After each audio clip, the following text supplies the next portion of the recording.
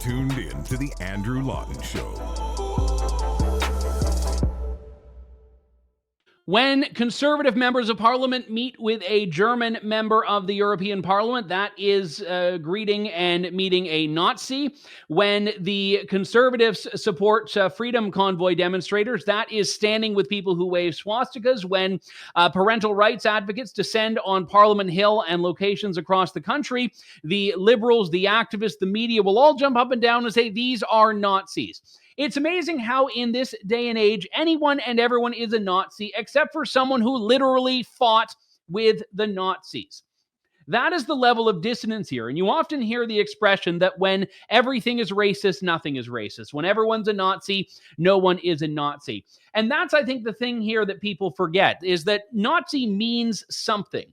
And we are not so far removed from history that there are not Nazis who walk on this earth, which is why Simon Wiesenthal and his followers have become so dogged in their pursuit of justice for aging Nazi criminals. There will come a time when there are none less left on this earth, and some of those will have managed to escape and evade justice. I am not calling for justice for Jaroslav Hunka. I don't know enough about his history to say whether that is warranted, but I am saying that at the very, very minimum, the lowest bar possible, so much that the Seven Dwarves could play limbo under it, is that we shouldn't honor them and give them standing ovations in the House of Commons. Ezra Levant was one of the first people, if not the first person, to notice this. He is the Rebel commander at Rebel News and joins me now. Ezra, it's always good to talk to you. I mean, you're a Jewish man yourself, and I know you have a very high tolerance for free speech and for people having controversial and even hateful opinions. But just on a personal level, how did you feel when you saw this and clued into what people in the House of Commons didn't really clue into? Yeah, I mean, talk about tricky language. I mean, the guy was a Nazi. I'm not saying he was like a regular GI, just a conscript in the army. He was a volunteer with Hitler's SS. That was the political hunter-killers. Those are the folks who would go after the partisan resistance. Those are the folks who would hunt for Jews in the attics. These were the vicious Hitler errand boys. They trained near Dachau. They were the division for the battalion that would shoot Jews and bury them in mass graves. So he wasn't just fighting; he was a Nazi, an SS officer.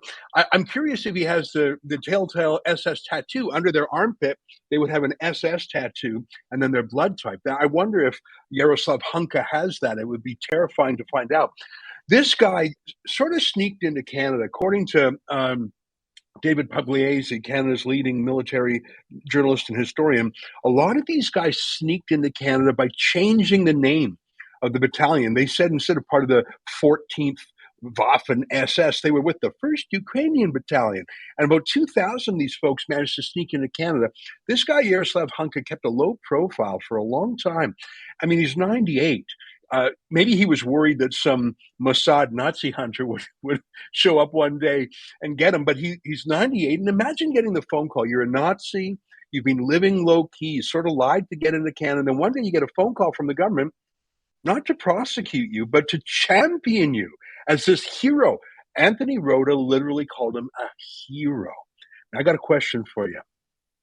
Do you think for 1 second that being a guest of honor for the entire parliament, when the foreign president of Ukraine is there, so you've got high security, everyone's going through the metal detector because this guy, Zelensky, is under an assassination risk. Do you think for 1 second that Jaroslav Hunka was not scrutinized by not just one, but probably 10 people? Do you really think Trudeau, the master thespian, didn't know who was who? And do you think Chrystia Freeland, whose own grandfather was a Ukrainian Nazi who actually expropriated a newspaper from a Jew and turned it into a Nazi propaganda machine, do you think for a second that Chrystia Freeland didn't know exactly what was going on? And you were so right, Andrew. These liberals call everyone a Nazi. It's projection. They are the Nazi lovers. And it wasn't until the internet, including myself, connected the dots. No regime media bothered to say, oh, who's that guy? Fighting against Russia? Oh, that's our friend. Why did it take independent journalists like myself, when not a single regime journalist said, that's a bit weird. Who would have fought against Russia in the early 40s? Well, on that note, I mean, the most charitable interpretation for this is that they are idiots, is that you have people that don't understand the history or lack the logic and reason I to don't buy just it. put two and two together. You don't buy that, it sounds like.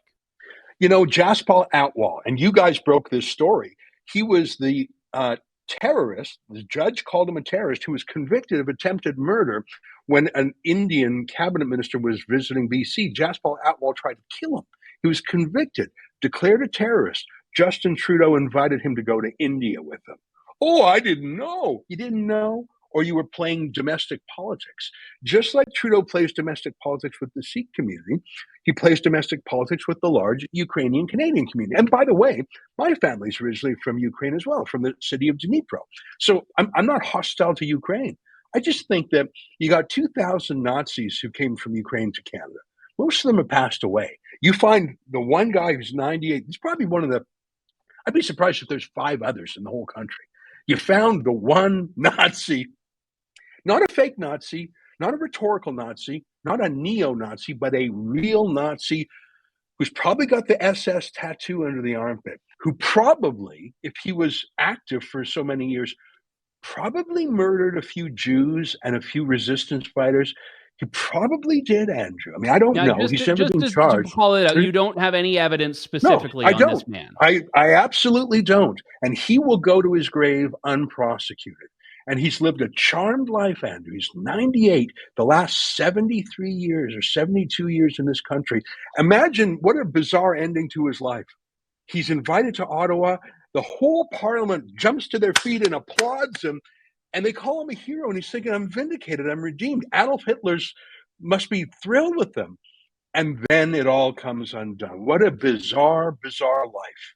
I've seen, I mean, there was, I can't remember the name of it now. There was a mini series on Netflix about John Demanovich was, or Demanievich, I recall the name, the one that they thought was, Ivan the Terrible. And, you watch this and you just see this horrible, horrible man, but to his family, he's grandpa. He's the guy that they've known that has probably never committed any criminal wrong for the last 70, 80 years of his life. And here we have a guy who's probably in a very similar boat. He's known as a loving family guy, community guy.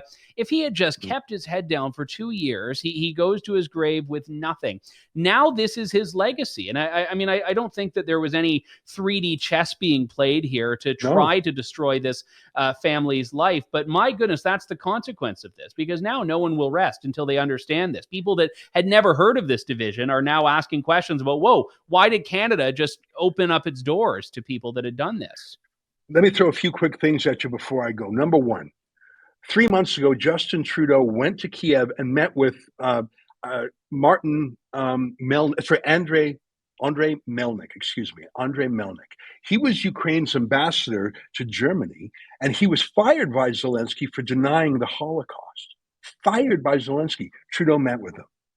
Point 2, Chrystia Freeland posed, and you guys broke this story too, with the scarf that was for Stepan Bandera, the Ukrainian Nazi. How many, and by the way, if you look at David Pugliese' story in the Ottawa Citizen, Chrystia Freeland's and the government have met with the Nazi Azov battalion and instructed the Canadian Armed Forces to keep a low media profile.